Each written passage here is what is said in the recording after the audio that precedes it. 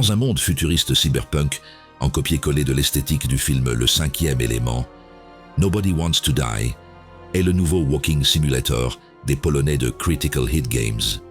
Dans une histoire inspirée des romans noirs dans l'archétype hard-boiled, on suit forcément un détective torturé qui a forcément perdu sa femme, qui est forcément mêlé à une histoire sordide de meurtre dans un milieu de gens puissants plus corrompus les uns que les autres. Ce qui différencie un bon roman noir d'un mauvais n'est pas son originalité, mais sa manière de raconter son histoire, et le support vidéoludique offre de grandes possibilités à ce sujet.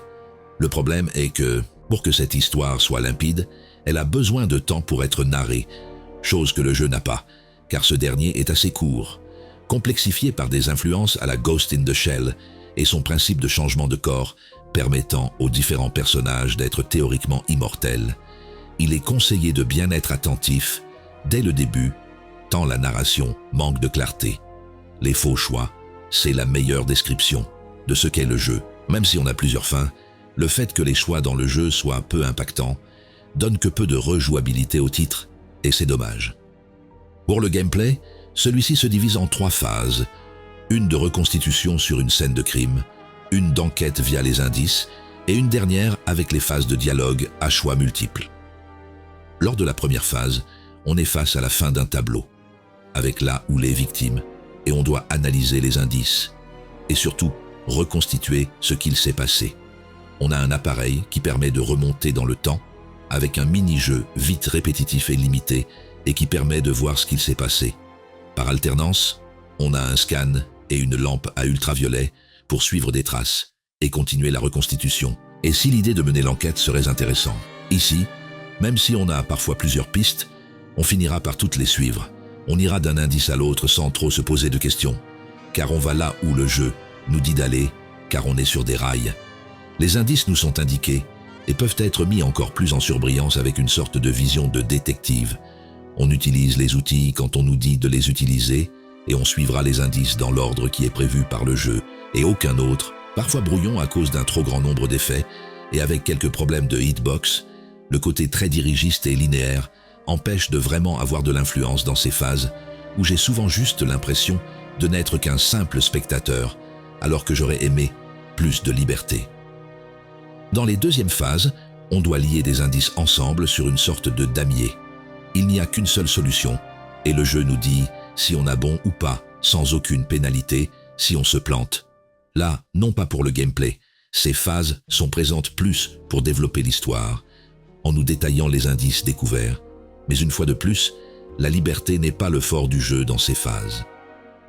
Dans la dernière phase, s'il y a plusieurs fins, la plupart des choix ne permet que de changer quelques lignes de dialogue pour finalement voir l'histoire se dérouler de la même manière. Pour vous donner un exemple, notre personnage a une flasque sur lui, et au début, on a un choix d'y boire ou non, mais peu importe le choix, il continuera de boire automatiquement durant tout le reste du jeu, et on aura même l'obligation de boire dans la phase de dialogue suivante, faisant que notre premier choix n'a que peu d'incidence.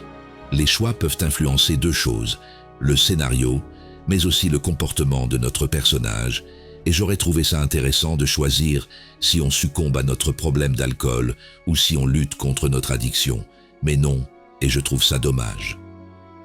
On n'est jamais vraiment libre dans un jeu, tous les choix possibles sont prévus par les développeurs, mais certains s'en sortent mieux dans cette illusion de liberté, et ici, tout le jeu me frustre, en me faisant miroiter des choix qui n'auront finalement que peu, voire pas du tout d'incidence sur la suite. Esthétiquement parlant, par contre, le jeu s'en sort très bien.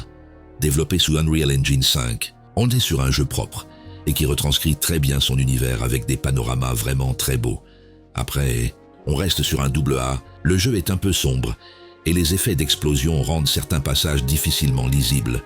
Il ne faut pas s'attendre non plus à un monde ouvert. Les dialogues ont lieu dans notre appartement ou dans des décors où l'on ne peut pas se déplacer et les scènes de crime ne sont pas gigantesques. Après, c'est peut-être une bonne chose de ne pas avoir voulu faire trop grand, car je ne suis pas sûr que le jeu tournerait aussi bien dans le cas contraire.